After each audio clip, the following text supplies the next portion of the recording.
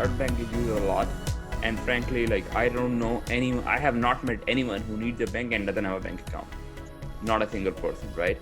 A lot of people, when you talk about like 3 billion, some of them are like underage, some of them are super poor, they don't have any savings. Now it could be correlated that because they don't have a bank, it's very difficult for them to be like, they can't have a, that's why they don't save, because they don't have a bank. But if they have their financial may improve. If you look at it, like, for imagine blockchain, like think about it, right? Like let's look at demographic, 3 million people who are unbanked. They need to have a mobile app, smartphone.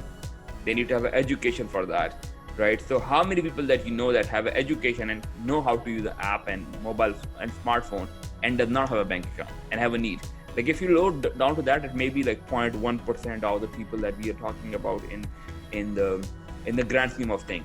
And the problem with that is the banks are not interested in dealing with them, and the reason for that is purely because it doesn't make financial sense for them.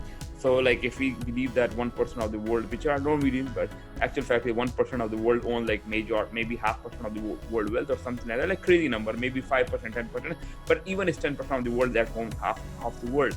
If I'm from capitalist point of view, I would like to bank with those 10% people rather than dealing with the 90% who only have 50%, because more pain, right?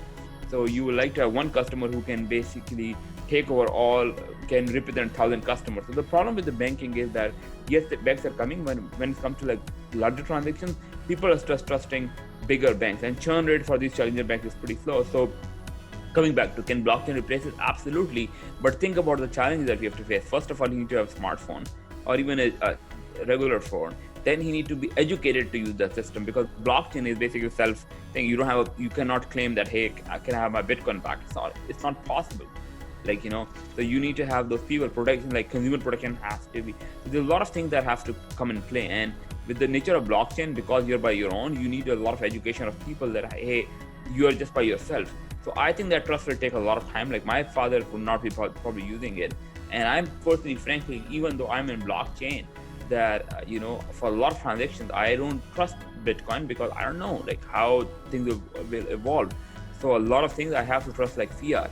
Blockchain for me has been a good investment so far that I got in earlier. I also learned technology, but a lot of things have to happen. Like it's not a simple job to just switch over everything to blockchain tomorrow.